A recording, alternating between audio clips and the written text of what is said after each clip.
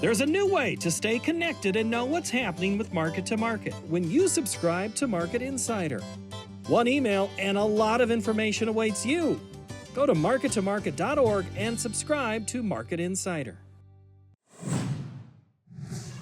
Hi, everyone. I'm Paul Yeager. This is the MTOM podcast, a production of Iowa PBS and the Market to Market TV show. We're in studio again today, and we are going to have a conversation that I just did not expect to go the way it went. In fact, I could have kept going. We try to be respectful, somewhere in that 30 to 40-minute range for this discussion, as you can see, because the internet tells you. That's about where we're at. We're at the end of that, and we could have kept going, but we stopped because we want you coming back for more. We're really getting into, think Amazon, Google, and your local salesperson all rolled up into one when it comes to agriculture. We're going to marry technology in all the forms that it is, from AI to understanding how to find the best price. That's the Amazon part. And Google, what information can help you in ChatGPT on how to maybe fix something, grow something, be better at what it is that you're doing and save money. When we talk about sense and how important it is in any time, political or not, and what can impact you on your operation. If you're not a farmer directly, this is still interesting, I think, for many, many aspects, just to kind of understand what's out there and what is happening. I could have kept going with Charles Barron. He's the co-founder of FBN, that's the Farmer Business Network. He used to work at Google, and he started talking, and I almost called him Google Boy. And that's from a movie I like about baseball. Sorry, sports just a tiny little bit here. We're going to talk about Moneyball and how it impacted this company and how it impacted Charles and the way he thought about some things, as well as the others in FBN. So that is our discussion today in the Market to Market podcast. It's called the MTOM. Comes out every Tuesday. If you have feedback for me, send me an email at paul.yeager@iowapbs.org. Now let's get to technology. We'll talk a little bit about economics, but really it's about all sorts of aspects when it comes to the farm. When I saw FBN, Farmers Business Network, come in first, Charles, I kind of thought, oh, is this a competitor? It sounded like you're putting together a news network of some kind. Well, we're an information network, and we're a farmer-to-farmer network, and we're a commercial network. But fundamentally, FBN's a platform that a farmer can use to run their farm. And we got started about 10 years ago as a farmer-to-farmer network that allowed farmers to share farm data together so they could uncover insights about their farm, compare their farm's performance, their yields, the prices they were paying, what agronomic trends were taking place in their region. And then that turned into farmers asking us to help them go procure products, go get the lowest prices that we were finding by analyzing the thousands of farms in the network. And that turned into FBN becoming the largest e-commerce provider to farms in the country. And then we've also become, a number of other things. We've become a sustainability platform so farmers can capture premiums through FBN. We paid out over $30 million last year and worked with over 20,000 farms on sustainability. We're a financing platform for farmers, so farmers can use us to get access to credit for land, operating loans, input loans, and equipment loans. And we're a community where farmers can come online, they can buy and sell products, they can share data with each other. But fundamentally, it's a new way to help farmers run their business, be more profitable, and be more successful. Sounds a lot like information. You have a lot of information. I mean, that sounds like the core of some of the things that you do. It's at the heart of what we do. We're a network, and we help farmers get the power of that information their farm is generating. So let's take your yield data, for example. So if you're running a combine with a yield monitor and you're capturing planting information, you can now upload that to FBN. It's anonymous. You can see how your farm's now comparing to all other farms in your region, in Iowa, all of their farms planting the same seeds that you're planting or running the same rotation you're planting. So you can see where you're dragging or where you could be improving. Then there's analytics that actually look at each of your fields and say, based on all the other farms in Iowa or on your soil types, these are the best performing seeds for each of your fields. So this is how you can then improve. You can then look at every one of those seeds and you can see a complete performance profile, kind of like Kelley Blue Book would do for a car. You can see how much farmers are paying for those seeds. You can see what their average yield is. You can see their rotation, how their population, how they're going to perform the best. So it creates this wealth of information for a farmer to take advantage of. And then we do the same thing on chemical pricing, seed pricing as well. where farmers can compare their prices to other growers. But that's the information side of FBN. And then we give them the purchasing power and the marketing power to then take action based on what they're learning about their farm. It sounds, I like the description of the Kelley Blue Book. I get that. But it also sounds like purchasing power with larger numbers, power in mass helps get a big deal. So I guess help me out understand, like where you came from. Is this from a larger company or a spinoff, or someone had an idea that we think all this information? I mean, you can't just. I mean, did you start from that small seed, or were you a break off from something else? No, we started from an idea of 3 farms. There were 3 farms who wanted to share their information together. One was the other's seed dealer, and they wanted to understand seed performance at the soil level. So not just the plots that the seed company was giving them. It said, show me what's going on your farm. I want to know. And those 3 farms, we started, then invited, the next 5, 10, 20 farms, and that turned into thousands of farms participating in the FBN network when we started in about 2014. So it's really from that genesis that we got going. And the company, we now have over 100,000 farmer members in the United States and Canada. We sell crop inputs like farm chemicals, biological fertilizers, livestock supplies, animal feed to nearly all 50 states and most of Canada. We have warehouses all across the U.S., including in Larchwood, Iowa, one of our largest facilities. And we can ship direct to farms in a very, very reliable and fast time frame to become a extremely reliable supplier to the farm as well. So, yeah, it started from very, very small beginnings of the kind of dream of a handful of farms. My background is, I came from the world of technology. I married into a farming family in Nebraska. Learned about it through my brother-in-law. I'm from California. I had previously been a program manager at Google, and just was fascinated by the world of farming and the life of the farmer, how hard the job is on a day-to-day basis. And when you looked at what a farm has to deal with, from purchasing to running equipment to making agronomic decisions or marketing decisions, and realizing how alone farmers are, that this is a perfect role of technology to connect people with information and give them more power. Because fundamentally, there's no industry like farming where you have the primary value creator, the family, who is independent, takes all the risks, does all the work, and makes the least amount of money compared to the partner, the suppliers on one side and the marketers on the other side. And that's how FBN got going, is to help farmers level that playing field and become more profitable. One of my favorite movies is Moneyball. Are you familiar with the analytics of changing baseball?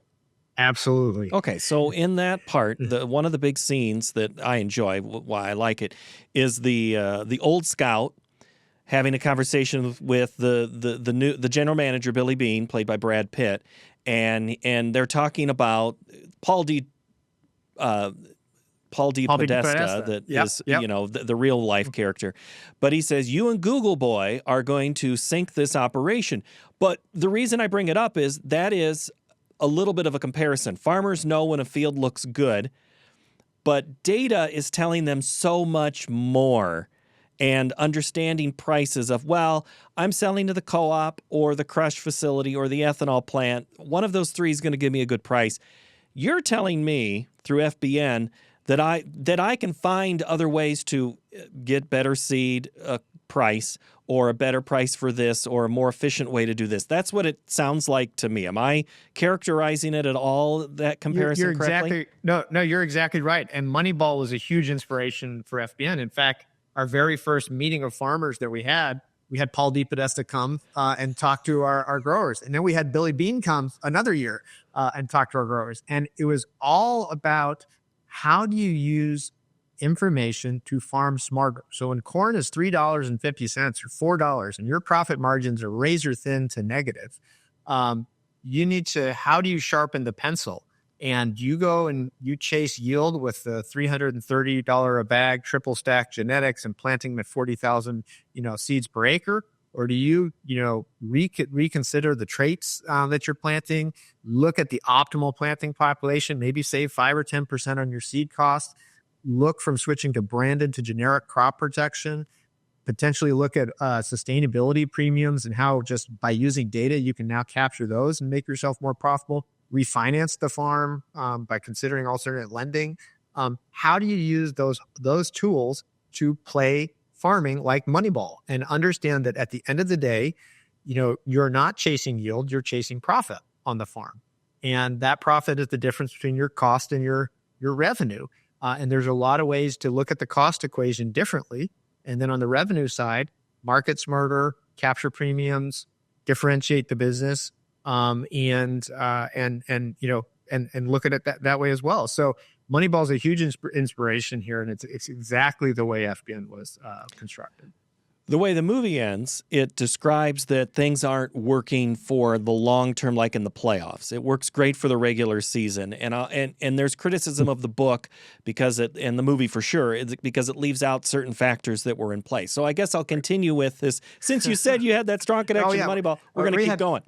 And Bill James came too. Bill James? My gosh, you might as well. You had the full money there. I love it. Yeah. So Charles, though, the question is, okay, so you're good for a good year or a bad year to get me through. I mean, how do I utilize all of this information? That all costs money. I know this isn't free, but I mean, is that the expense that a farmer needs to put out to live to play another day? I guess if we'll use another sporting term. Well, it actually now is free. So when FBN started, we were a membership. You paid money to participate in FBN. And then we started selling products because farmers said, okay, great. You identified the lowest price in the market. Can you go buy it for us? That turned into a business for us, of selling product. And so we now made the analytics side of FBN free. It's open for farmers to participate in. They just share information if they want to participate. You don't have to be part of FBN. But you're right. What we found was that when years are tough, when you're in tight years, people are really buckling down. They really pay attention. When corn got to $5, $7, $7.50, soybeans were $12, right? It was sort of like, I'll put anything on the field, right? I'll pay any expense because I want to get every marginal dollar I can. And the discipline kind of goes out the window in that era. Now we're back in a correction where prices have come back down. Commodity prices are down.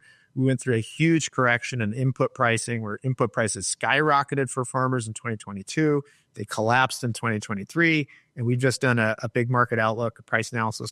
They've tended to stabilize this year, but we still see a 470% difference in chemical prices around the country for individual products, meaning one farm's paying 4.5 times what another farm is paying.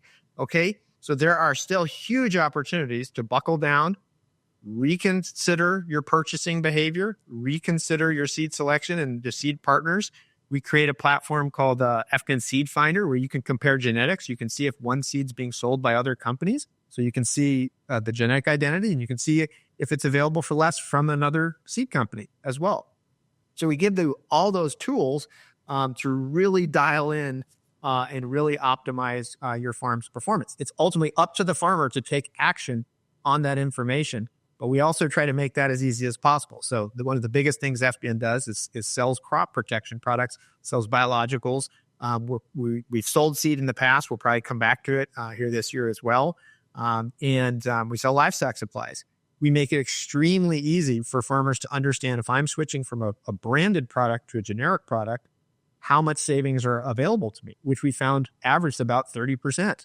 And then we allow farmers to share their invoices so they can see what a fair market price is at any time for any chemical product, and then what the savings are if they bought from FBN at that moment. And that average is typically about 15%. So there's tens of thousands of dollars on the table here for growers if they just dial in these analytics. And we make it extremely easy to the point where all you have to do is upload an invoice of the input products that you've bought. You upload that to FBN. It automatically compares your prices. It benchmarks you, and it shows you exactly how much you can save. And it's click, add to cart, and boom, you could save 10, 15, 20. We've had farms save well over $100,000 in a year using the platform. So it's all there for you.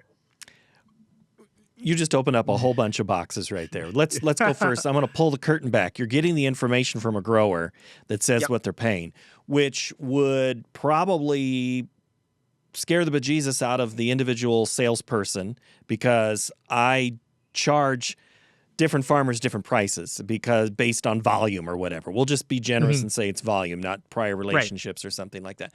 So you're kind of leveling the field in a way for that. But during the last couple of years when we've been dealing with all these supply chain, we hear that it's corporations that are the issue, not necessarily the middle. You are helping the middle level us out from sales, but we might not make any leeway on the large company that's doing the actual where the product is coming from. Are you? Well, there's a number of different components there. So you have to take the whole supply chain into consideration, all the way from the raw technical ingredients that may be coming from abroad to logistics to the processing and manufacturing to then the sales, components. But ultimately, at the end of the day, FBN's customers are farmers, are the people we really, make sure that we provide our service and value to our growers. Now, we work with dozens of manufacturers. We have major brands work with FBN as well to access farmers. We're a channel for those companies, especially companies who can't access the market, innovative companies who want to reach leading farmers. So what FBN does is it pulls back the curtain. It says, here's actually sort of fair market pricing. We create very clear pricing. In FBN, there's one price around the country. We have volume discounts as well that people can get. Everyone can see exactly what those are going to be and how they can qualify for them. The issue isn't so much the volume discounting, but the common sales practice in agriculture is call me for the price. And I will give you a special price, and you won't find out what your price is until you call. And you have no idea if that's a good price or not. Truly no idea.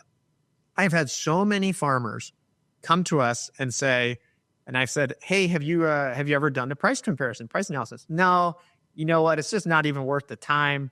Dad gets a deal. He's been working with the guy forever. We know we get taken care of. I don't really want to bother with it. I said, well, look, just entertain me to see what happens when you drop an invoice in, for example. And lo and behold, we found on one product. It was a big farm, 4,000 acre Iowa, very leading, very advanced producer, spending hundreds of thousands of dollars on inputs. On a single product, we found a $60,000 savings, and they were paying twice the market price for that product. It's one of 30 items they're buying. They're not paying attention to every single line on the sheet. And I said, look, the price on that product in FBN, that will net you literally nearly a $60,000 savings. If you cut that one in half, it's one of your biggest products. And they immediately turned around, canceled, came to FBN. That's real money. That's real money that you can't afford to be leaving on the table, right? So, but I want to go to that 4K Iowa farmer though that just saved $60,000. Are they sacrificing though? I mean, a service, because they might go to that person that's in their community or in their county, and they can have it today. Whereas maybe the savings is 3 states away, and it might come in 3 days. Is that an apple oranges comparison there? I don't know. It's coming from Larchwood, Iowa.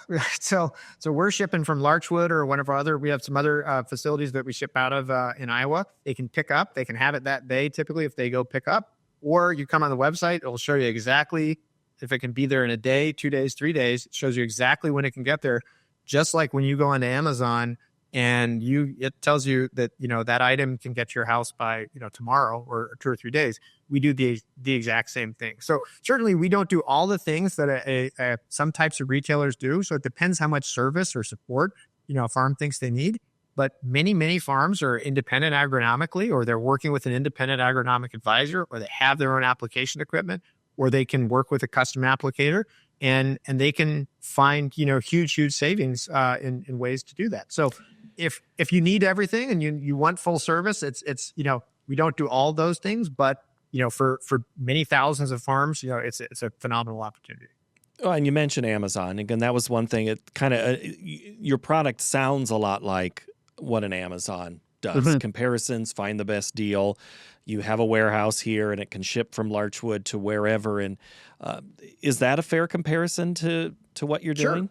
Yeah, for the purchasing side of FBN, absolutely. I think what's happened, especially with younger generations, and really with with everyone on the farm now, is people are so used to what they can do on the consumer side of their life that I can buy something, I can buy food, I can buy gifts, anything on Amazon. It can be at my house in 2 or 3 days, and that's become such a practical utility.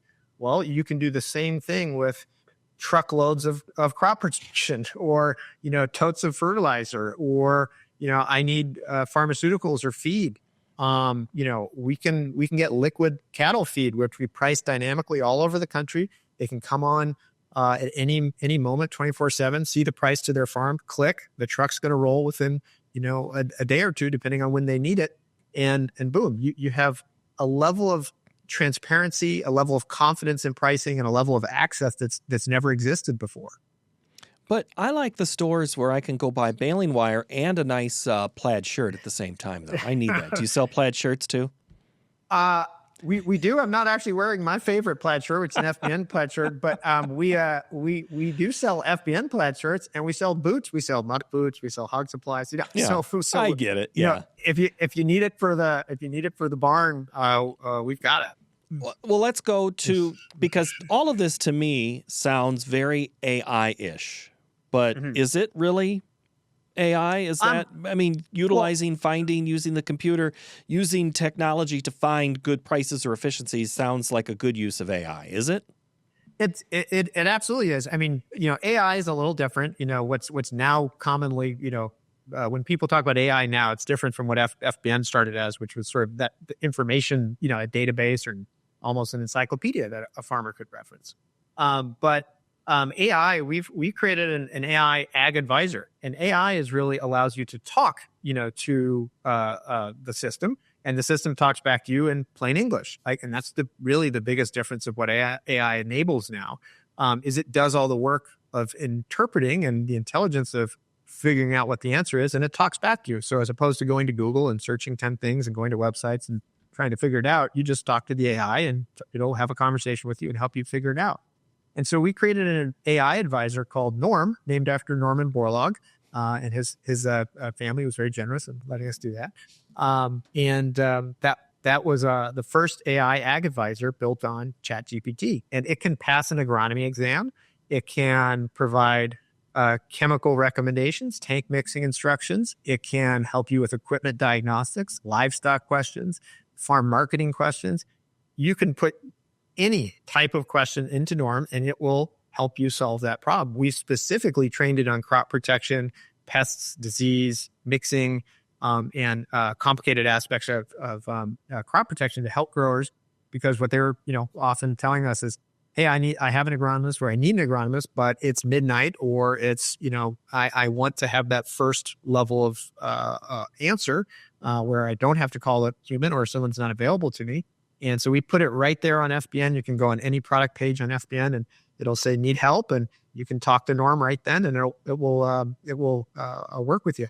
And we've had, I think, well over 22,000 interactions on Norm already. So it's really pretty exciting. Which, from my understanding of how ChatGPT or Claude or whatever you want to use gets better, is when more people use it to provide, and then you start getting trends. I'm guessing you can sit there and look at the data of what people are asking, and then maybe you can head off some issues at the pass when a customer provides stuff.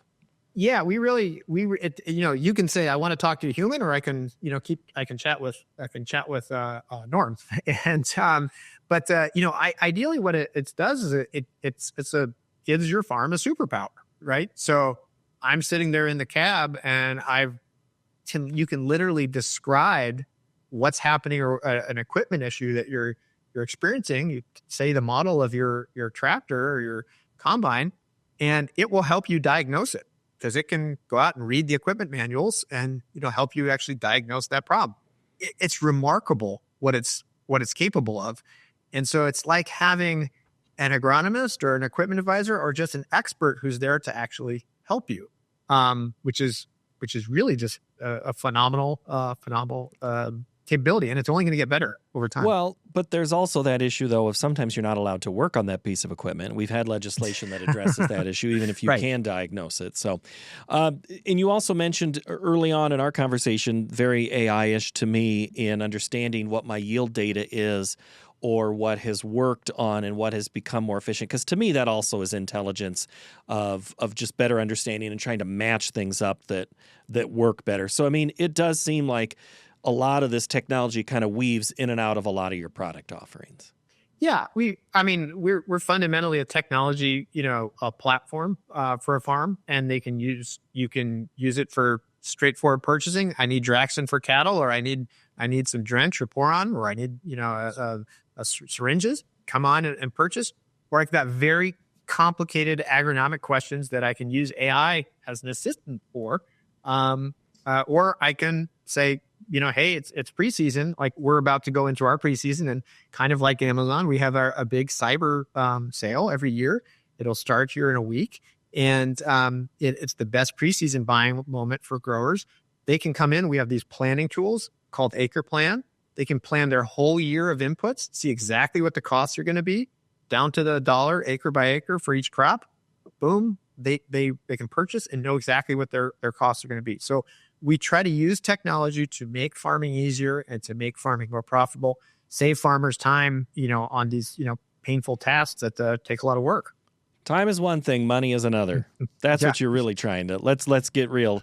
You said a couple of company names, and that makes me go back to something else you said earlier, that some companies don't always have access to be sold in larger areas. So talk to me about this whole, so if I'm a small seed company or a chemical company, provider, supplier, whatever it is, I have this new product. How is it that I'm getting in the door to you to be exposed to other people, and why is it that that's even attractive to you?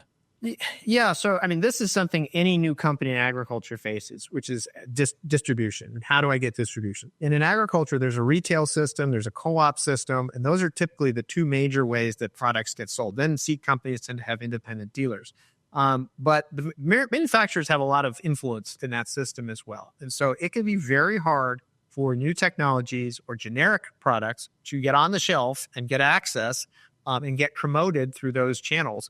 So for many farms, either they're not exposed to the products that are available, they're not exposed to generic products, for example, or they don't have a lot of competition. There's not a lot of retailers in their area, or they don't have good access to prices. Now, in a lot of parts of Iowa, there's a fairly competitive retail infrastructure, but we work all over the country, and there's many parts of the country where there's not. So even for a company like FBN, it was enormously difficult for us to even be in the market and sell in the market. We dealt with all types of antitrust issues and other things that were barriers to FBN even being able to work in the market. We had a big issue in Canada, for example. But we've been able to power through that and provide these products to growers. And so for a new company, let's say you're a biological, a biostimulant, or you're a seed, or you're, a novel type of crop protection. You can use the FBN platform as a distribution system. You can put it on FBN, you can put it on the store. Thousands of farmers, 100,000 farmer members, can access that and see it, and click purchase, and it can, you can set it up to work through the system that way. So there's a lot of benefits to just having an alternate channel of ways farmers can buy products that aren't the conventional retail system, which has a lot of control as to what products are even brought to growers in that respect. We were supposed to talk about finances too and outlooks, and I'm sorry I went down these rabbit holes, but man, this is just fascinating to me, because to me it ties to the outlook in 25. Regardless of what the election was, we were setting up for farm incomes to be lower, and it does tie into what we said. Every dollar, every penny is going to matter. When you look at 2025 economically, what are you seeing? Is it going to be cents or way more important? We're going to see cents carry bigger weight than dollars. I think this is probably another year of really focusing on cost as well. We've come through a huge correction. Farm incomes have obviously been punished in a big way. We are getting some relief on interest rates, so that's been, we're now in the second round of rate cutting here. So this is a good moment for farmers to be refinancing if they did get it, had to use either operating products or real estate. It's a good moment for refinancing for sure. But when you look at it, you look at other things that are, potential, influences on the horizon. We don't know what's going to happen now with trade. There's a variety of different ways that could go. We could be dealing with more tariffs on inputs coming into the country. You could be dealing with marketing issues. So I think that there's a lot of uncertainty there right now. So I think right now probably makes a fair amount of sense for producers to buckle down on their programs, hedge, make sure they lined up their input supplies early, make sure they're thinking about their grain marketing plan now through the rest of the year, and probably not have as much exposure as they might have had in years past to the overall variances in the market. Part of AI is algorithms, and part of what traders look at is algorithms. How are you plugging in political changes to make sense of recommendations and analysis of what we see the landscape looking like? It's a really interesting question. It's actually one we haven't spent a lot of time with AI. And actually, because some of the foundational models in AI are specifically trained to not get into politics. And you can go on ChatGPT or you can go on our system and you can try and ask it political questions and it just won't respond to you basically, because there was so much fear from those the companies that were building those models like ChatGPT about political influence one way or the other with the system. But when we look at trade and issues on the horizon there, I mean, I think there's just a lot of uncertainty. The election results, there's multiple different, competing kind of policy dynamics that could start taking shape from, positive deregulations that farmers might be interested in to concerns around, key programs like the renewable fuel standard and other key supports that are foundational now for the markets we're in. And certainly trade, which impacts us on a number of dimensions because it's both the cost of the inputs and then it's also our access to markets abroad, major markets for corn and for livestock products as well. It's, right now, my head's spinning a little bit after the election as to exactly what the policy proposals are going to be and that we're going to, see with the new administration. But I don't know. Right now, if I'm looking at that amount of variance that could be taking place this year for growers, I think it makes a lot of sense to err on the side of caution and lock things in that you can right now.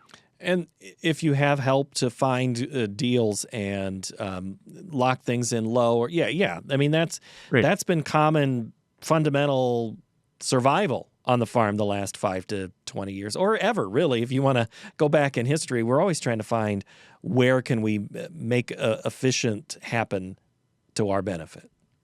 Absolutely, yeah. We try to make those tools super easy and available for growers. When you say based, you sit in Omaha, your company, is it based in Omaha then? I moved to Nebraska during COVID. I was from California, but now in the Midwest. I was tired of flying all the time. Yeah. That's Midwest. Yeah, so we have offices and operations all over the country. Sioux Falls, South Dakota is a big epicenter for us. Our technology headquarters in California. We got a facility in Chicago, and we've got 24 warehouse locations around North America as well, but large teams in rural America as well. In our farm communities, our sales folks, our crop marketing folks, our finance advisors, they're all farm kids for the most part, and they're living out there day to day with all our growers. And that geographic diversity helps better understand local things that are happening that can then impact the greater situation of the company and focus and direction of where you're headed. Is that accurate too?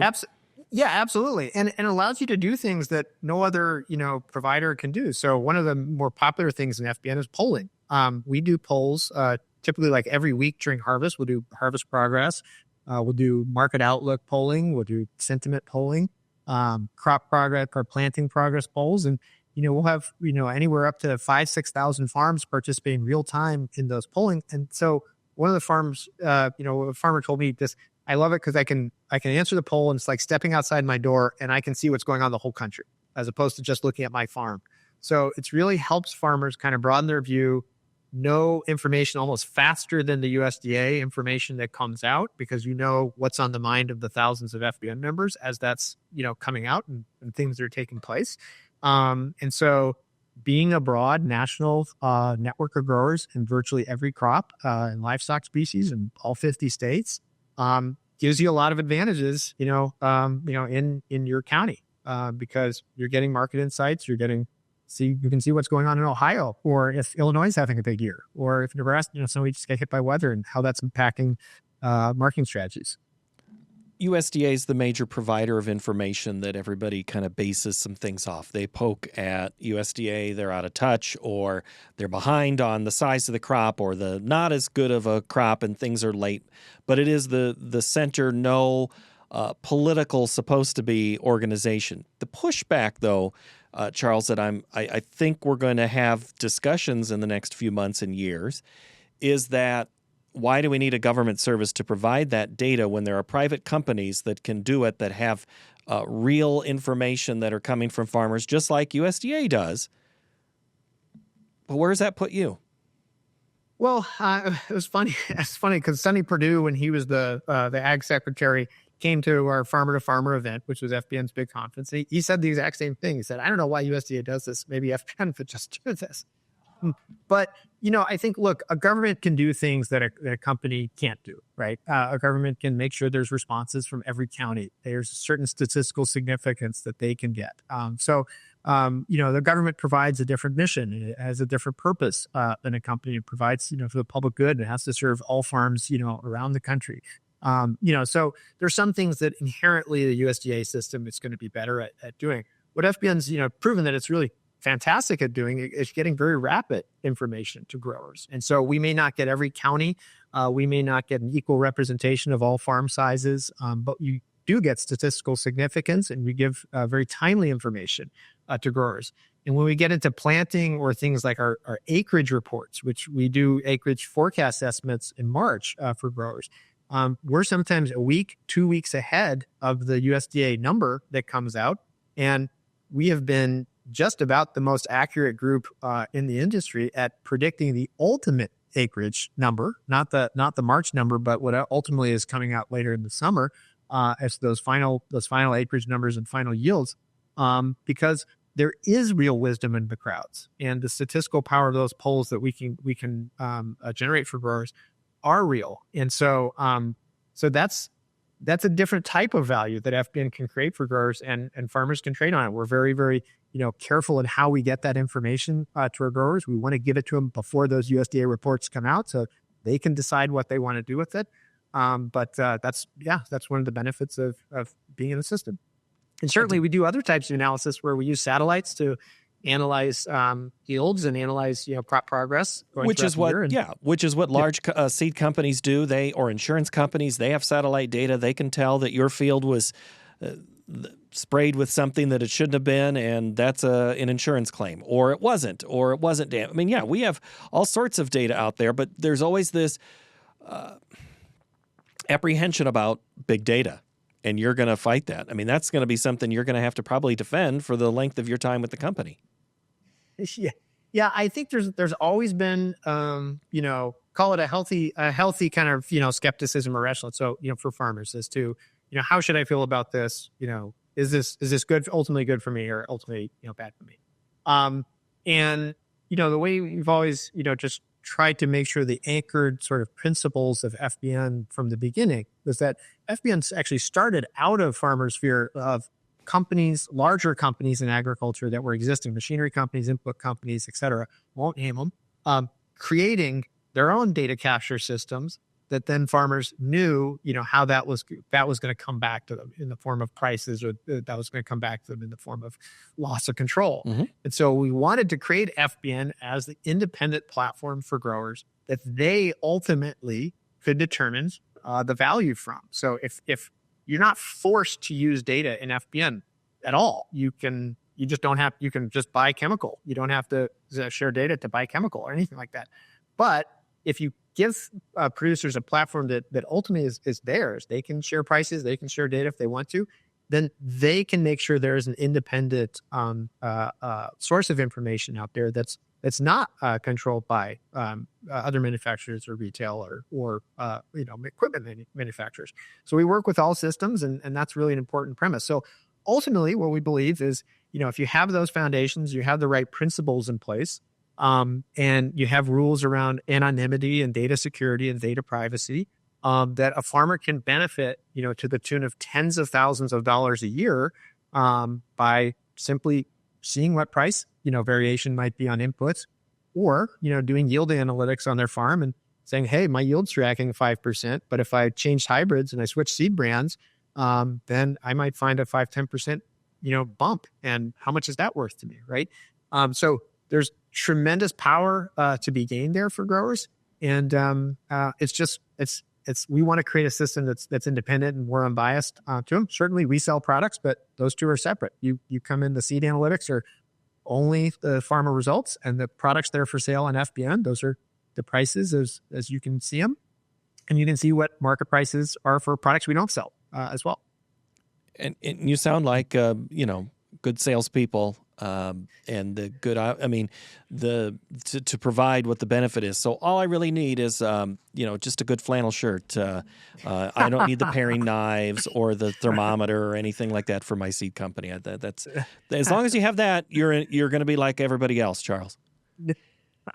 Well, that was, one of the funniest things when we got started was, we came to a group of growers an agronomist was working with, and they had all put their data in. We were looking at all their seeds, and we were looking at all the prices they paid, and they had brand A and versus, brand B and C.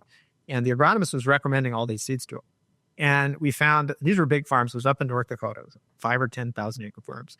And we found the average yield savings, or yield gain, it was on the order of, it was a pricing savings order of 50% on the seed that, brand A versus brand B, and on the net economics of it.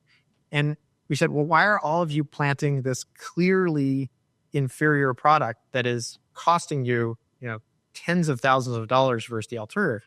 And guy raised his hand and said, I got an elk hunting trip. And then he said, well, did anyone else get an elk hunting trip? And then, sheepishly every hand goes up in the room. And you're like, okay, well, that costs you $50,000 or, $10,000, $20,000, $30,000. How much does it cost to go get the nicest elk hunting guide in, Colorado? So do the economically rational thing on the decision on your farm, and then go buy the elk hunting trip on your own, right? But don't take the trip to Jamaica or the elk hunting trip or whatever it is that's coming along with the product and causing that to make an irrational decision when you're doing the bottom dollar economics for the farm. You're going to have to do analysis now of elk hunting guides and how the market for them is going to go up because of what you said. Charles, I thank you so very much. We could keep going, and I have a strong feeling we'll talk again. Thank you. My thanks to Charles Barron, and thank you for watching. Coming up in the new year, we are going to have a new feature that I'm pretty excited about, and I think you will too. We've already talked about the behind the scenes. We write about the behind the scenes in our Market Insider newsletter. We're going to continue that, but it's going to come to this podcast as well. Hope that's enough of a tease for you. We'll see you on the other side. Thanks for watching. Bye-bye.